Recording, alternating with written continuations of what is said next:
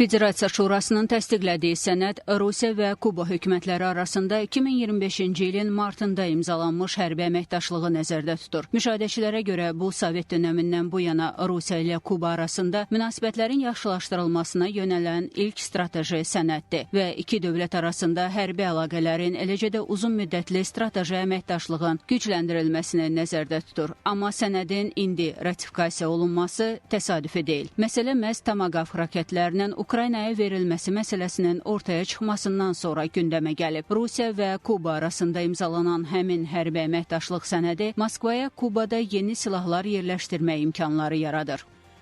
Onlar elə düşünürlər ki, bu gərginliyə görə ola bilsin ki, Trump öz fikrindən əl çəkə və bu raketin Ukraynaya verilməsi dayandırıla bilər. Əks təqdirdə təbii ki, Rusiyada bu gərginliyə gedəcək, o həm Oreshniki, həm S-400'ləri Kubada yerləşdirəcək. Kubanın taleyi nə olacaq? Bu təbii ki, gərginlikdən ən çox əziyyət çəkən də elə Kuba olacaq. Çünki biz görürük ki, Rusiya-Ukrayna müharibəsində əsas döyüşçülər arxadadır.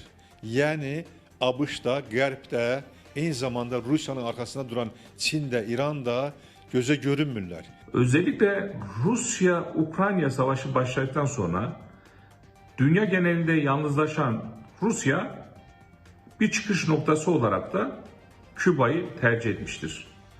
Tabii ki Rusya Küba'ya yaklaştıkça Küba'yı zora sokmak isteyen hemen yanı başında olan Amerika Birleşik Devletleri devreye girmekte. Özellikle Trump'ın yeni döneminde ikinci defa başkan seçilmesiyle birlikte ciddi şekilde Küba'ya sürekli ambargolar ve sürekli askeri operasyonlar düzeyinde operasyonlar gerçekleştirmekte. Ekspertlər hesab edir ki, Kubanın platsdarma çevrilməsi yeni gərginliklərə səbəb olacaq. Savaş gemilerini, uçak gemilerini dahi o kara sularına çıkararak Küba'ya gözdağı vermekte. Hatta Amerika Birleşik Devletleri Başkanı neredeyse her toplantıda Küba'ya parmak sallamakta ve Küba'yı tehdit etmekte. Amerika bunu fırsat bilerek Küba'ya saldırıyı bir an önce de gerçekleştirebilir. Küba'nın geleceği aslında şu an muallakta. Çünkü şu an Küba'nın hemen denizle olan sınır hattındaki bir noktasında şu an Amerika'nın savaş gemileri teyakkuzda ve elleri tetikte. Üstəlik, Rusiyanın hazırda Ukraynada apardığı ağır müharibə dövründə strateji silahlarını Kubada yerləşdirilməsi real görünmür. Çünki hazırda Avropada müharibə ehtimalı daha yüksəkdir. Belə olarsa, Oryashnik və İskəndər kimi ağır silahlara Moskvanın ehtiyacı olacaq.